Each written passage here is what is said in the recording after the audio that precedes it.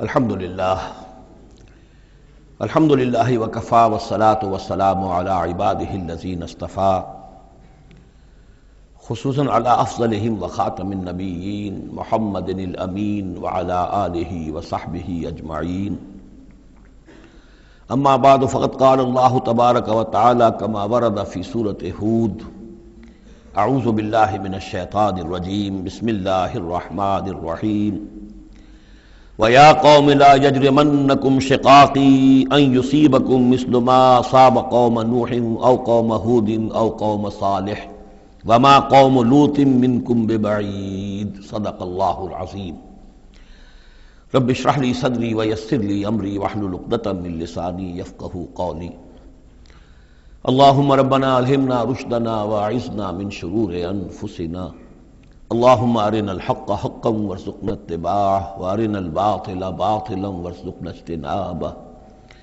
اللهم ربنا آنس وحشتنا في قبورنا وارحمنا بالقرآن العظيم،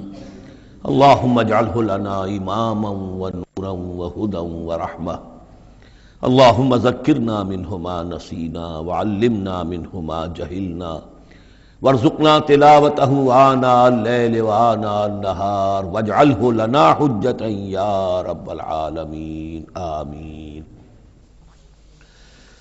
رمضان مبارک کا پہلا عشرہ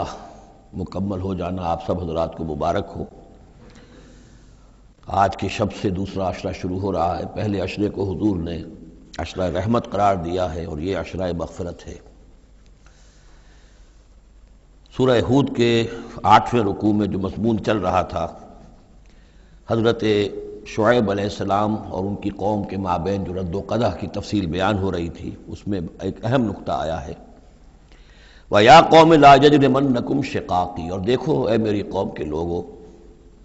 تمہیں میری دشمنی، میرا ذاتی بغض اس بات پر آمادہ نہ کر دے کہ تمہارا وہ انجام ہو جائے ان یصیبکم مثل ما اصاب قوم نوح، کہ تم پر بھی وہی عذاب آئے اللہ کا جیسا کہ آیا تھا قوم نوح پر، او قوم ہود یا جو آیا تھا قوم ہود پر، او قوم صالح یا جو آیا تھا قوم صالح پر، لوط منکم ببعید، اور قوم لوط تو تم سے زیادہ دور بھی نہیں۔ یہ چار جو ہیں قوموں کے اوپر عذاب آ چکا تھا حضرت شعیب علیہ السلام کی قوم پر عذاب آنے سے پہلے، حضرت نوح، حضرت ہود، اور جہاں جن شہروں تک حضرت لوط علیہ السلام بھیجے گئے، یعنی صدوم اور عامورہ کی بستیاں۔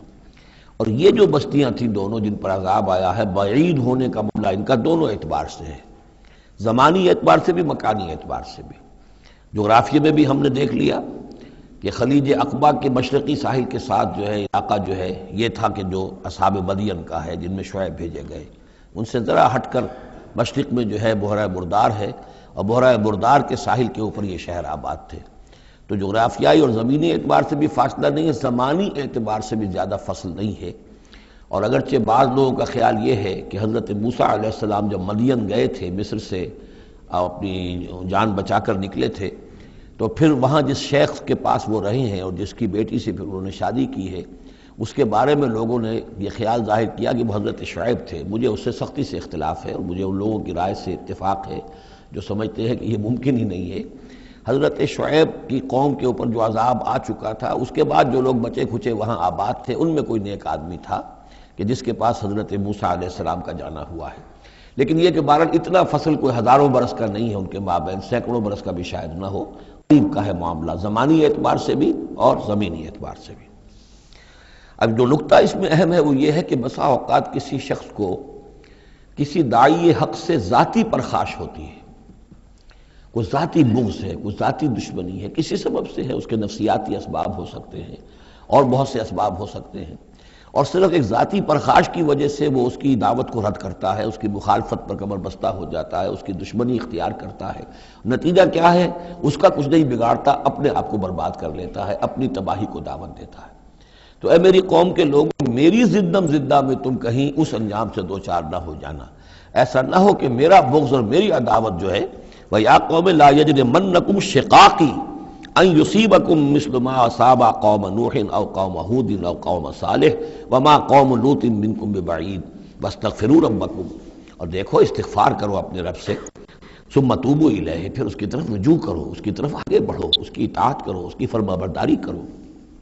ان ربی رحیم ودود، یقیناً میرا رب رحیم بھی ہے، ودود بھی ہے، محبت فرمانے والا ہے۔ قال یا شعیب ما نفقہ کثیرا مما تقول، انہوں نے کہا کہ اے شعیب تم جو کچھ کہتے ہو اس کی اکثر بات تو ہماری سمجھ میں نہیں آتی، کیا کہہ رہے ہو تم؟ یعنی یہ کہ ذہنوں کے سانچے اتنے بگڑ گئے ہوتے ہیں کہ سیدھی بات ان میں فٹ بیٹھتی نہیں۔ ما نفقہ کثیرا مما تقول وانا لنراک فینا ضعیفا، ہم تو یہ دیکھ رہے ہیں کہ تم ہمارے اندر کوئی طاقتور آدمی نہیں ہو، کمزور سے آدمی ہو، ہم تو دیکھتے ہیں کہ تمہارے پاس کوئی قوت نہیں ہے۔ لولا رہتک، اگر نہ ہوتا تمہارا خاندان، لرجمناک، تو ہم تجھے کبھی کا جو سنسار کر چکے ہوتے۔ اب یہ بات بہت اہم ہے اس وقت، اصل میں یہ جو صورت مکی نازل ہو رہی ہیں، جو حضور کی دعوت اور تحریک جس دور سے گزر رہی تھی اور جو کچھ ہو رہا تھا، وہ اس کا ایک عکس سابقہ انبیاء اور رسل کے حالات میں بھی جو ہے تو وہ اسی دور کی مناسبت سے وہی باتیں نمایاں کی جاتی ہیں۔ یعنی جو تکرار ہوئی ہے ان رسولوں کے حالات کی، وہ تکرار محض نہیں ہے، بلکہ ہر جگہ پر جس دور میں وہ صورت نازل ہو رہی ہے جن میں ان کا تذکرہ ہو رہا ہے، اس دور میں جو خاص مسائل ہیں کہ جو درپیش ہیں محمد الرسول اللہ صلی اللہ علیہ وسلم اور آپ کے صحابہ کو، تو ان کے مناسبت سے جو ہدایت ہے، دل جوئی ہے، مسلمانوں کے لیے رہنمائی ہے، وہ حصہ ان رسولوں کی تعلیمات اور تاریخ کا بیان کیا جاتا ہے۔ اب یہاں مکے میں بھی شکل یہ ہو چکی تھی کہ بقیہ سب قریش جو ہیں وہ حضور کے خلاف جو ہیں سخت غیظ اور غضب کے اندر مبتلا تھے، لیکن چونکہ حضور کے چچا ابو طالب یہ خاندان بنی ہاشم کے سردار تھے اور انہیں ذاتی محبت تھی، وہ چاہے ایمان نہیں لائے حضور پر صلی اللہ علیہ وسلم، لیکن ذاتی محبت انہیں اتنی تھی کہ انہوں نے آخری وقت تک سپورٹ کیا ہے۔ اور قبائلی زندگی میں یہ ہوتا ہے کہ اگر کہیں کسی ایک خاندان کے کسی فرد کے اوپر کوئی ہاتھ اٹھایا جائے تو پھر وہ خاندان انتقام لیتا ہے۔ اس کا مطلب یہ ہوتا کہ وہ حضور کے خلاف وہ کوئی اقدام کرتے ہیں تو گویا کہ ان فائٹنگ شروع ہو جائے گی، داخلی خانہ جنگی شروع ہو جائے گی بنو ہاشم کی ان لوگوں کے خلاف کہ جو حضور کو کوئی غضب پہنچائیں، نقصان پہنچائیں۔ یہ تحفظ ملا ہوا تھا محمد الرسول اللہ صلی اللہ علیہ وسلم کو اللہ تعالیٰ کی طرف سے۔ اگر خدا نہ خواستہ ابو لہب ہوتا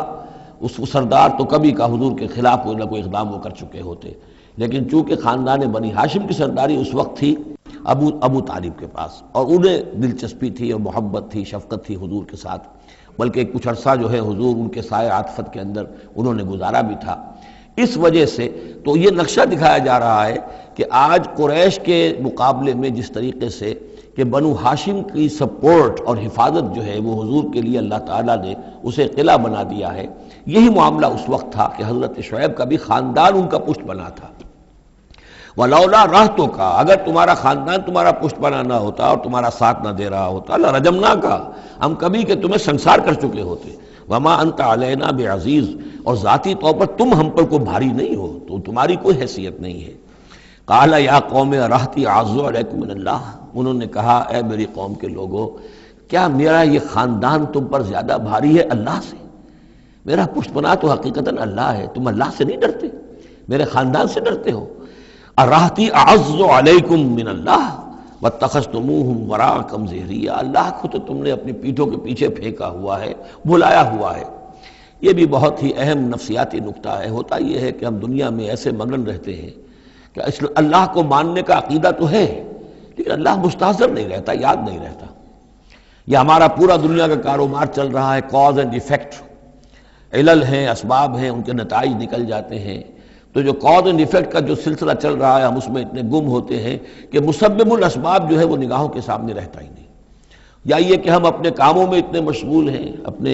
کام و دہن کی لذت جو ہے وہی ہمیں جو ہے کوئی مرصد نہیں لینے دیتی، یا یہ کہ بنیادی ضروریات جو ہے وہی ہمیں جو ہے اب کوئی فارغ نہیں ہونے دیتی، لہذا ہم گم ہو جاتے ہیں۔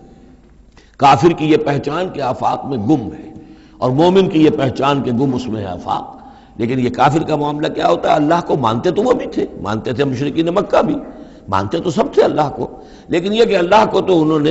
اوجھل کیا ہوا تھا، آنکھ اوجھل پہاڑ اوجھل۔ تم اللہ سے نہیں ڈرتے، میرے خاندان سے ڈرتے ہو۔ وَاتَّخَذْتُمُوهُ وَرَاءَكُمْ ظِهْرِيًّا، اللہ کو تو تم نے اپنی پیٹھوں کے پیچھے پھینکا ہوا ہے، یعنی اسے تو نسیم منسیہ کیا ہوا ہے، اس کی طرف تمہارا ذہن ہی نہیں ہے۔ ان ربی بما تعملون محیط، جبکہ میرا رب جو کچھ کہ تم کر رہے ہو اس کا احاطہ کیے ہوئے، تمہارا گھیراؤ کیے ہوئے اللہ، تم اس کی گرفت سے نکل کر نہیں جا سکتے ہو۔ یا قوم اعملوا علی مکانتکم انی عامل، اور اے میری قوم کے لوگوں کرو جو کچھ کر سکتے ہو اپنی جگہ پر، میرے خلاف جو کر سکتے ہو، جو ریشہ دوانیاں کر سکتے ہو، جو اقدام کر سکتے ہو۔ یہ چیلنجنگ انداز جو ہے ان آخری صورتوں میں آپ کو نظر آ رہا ہے، سورہ نام سے چلا آ رہا ہے، اس لیے کہ وہ کشاکش جو تھی حق و باطل کی وہ اس انتہا کو پہنچ چکی تھی کہ اب حضور صلی اللہ علیہ وسلم کی طبیعت کے اندر بھی وہ بیزاری پیدا ہو چکی تھی۔ اب جو کچھ تم کر سکتے ہو کر لو، انی عامل، اپنا سا جو میں کر سکتا ہوں میں کر رہا ہوں، جو کوشش مجھ سے بن آ رہی ہے میں کر رہا ہوں۔ سوف تعلمون، ان قریب تم جان لو گے، من یاتی ہے عذاب یخزیہ، کون ہے وہ جس پر وہ عذاب آئے گا جو اسے رسوا کر دے گا، ومن ہوا کاذب، اور کون ہے وہ جو جھوٹا ہے، میں جھوٹا ہوں یا تم جھوٹے ہو۔ وارتقبوا انی معکم رقیب، تاکتے رہو، انتظار کرو، میں بھی تمہارے ساتھ اب تاک رہا ہوں، منتظر ہوں۔ ولما جاء امرنا، جب ہمارا حکم آ گیا، نجینا شعیبا، ہم نے نجات دے دی شعیب کو، والذین آمنوا معہ، اور ان کو کہ جو اس کے ساتھ ایمان لائے تھے، برحمت منا، اپنی جانب سے رحمت کے ذریعے، واخذت الذین ظلموا الصیحۃ، اور جو یہ ظالم تھے، گناہ گار تھے، مشرک تھے اور کافر تھے، انہیں آ پکڑا ایک بہت بڑی کڑک نے، فاصبحوا فی دیارہم جاثمین، تو وہ اپنے اپنے گھروں میں اور اپنے ولاز میں اور اپنی کوٹھیوں میں، اپنی حویلیوں میں اوندھے پڑے رہ گئے۔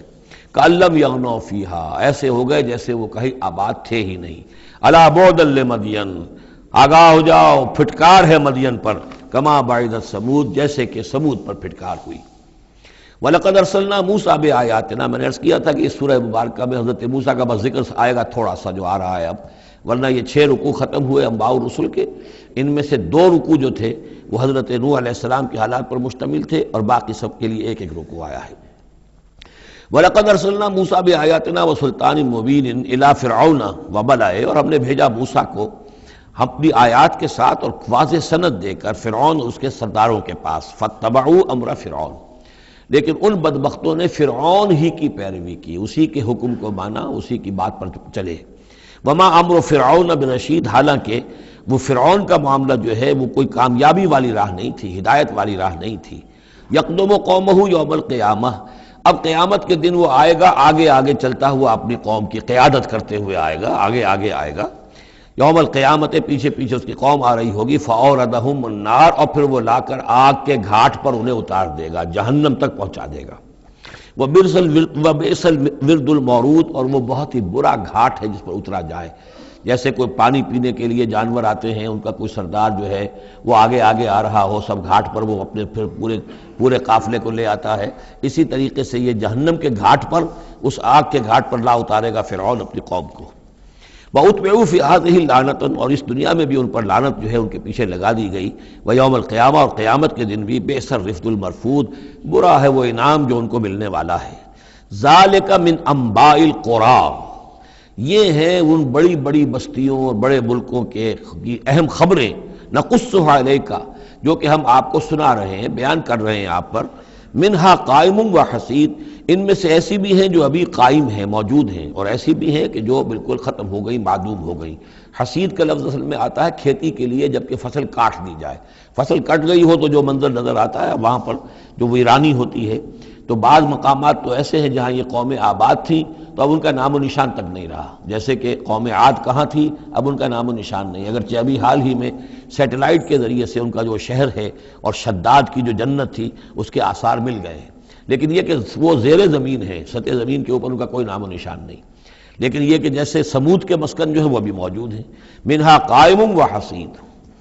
وما ظلمناہم ولکن ظلموا انفسہم، اور ہم نے ان پر کوئی ظلم نہیں کیا، انہوں نے اپنی جانوں پر خود ظلم اٹھایا۔ فما اغنت عنہم آلہتہم التی یدعون من دون اللہ، تو کچھ کام نہ آ سکے اور کچھ بچا نہ سکے انہیں ان کے وہ آلہہ، وہ معبود کہ جنہیں وہ پکارا کرتے تھے اللہ کے سوا، من شیء، کچھ بھی۔ لما جاء امر ربک، جب تیرے رب کا حکم آ گیا۔ وما زادوہم غیر تتبیب، اور انہوں نے کچھ اضافہ نہیں کیا ان کے حق میں مگر تباہی اور بربادی کا۔ وَكَذَلِكَ أَخْذُ رَبِّكَ إِذَا أَخَذَ الْقُرَىٰ، اور ایسے ہی ہوتی ہے پکڑ آپ کے رب کی اے نبی جب وہ پکڑتا ہے بستیوں کو، وَهِيَ ظَالِمَةٌ، جبکہ وہ ظالم ہوتی ہیں، گناہ گار ہوتی ہیں، ان میں گناہ کا اور معصیت کا عام چلن ہو جاتا ہے۔ إِنَّ أَخْذَهُ أَلِيمٌ شَدِيدٌ، یقیناً اس کی پکڑ جو ہے وہ بڑی دردناک بھی ہے، بڑی سخت ہے، جیسے کہ آخری پارے میں إِنَّ بَطْشَ رَبِّكَ لَشَدِيدٌ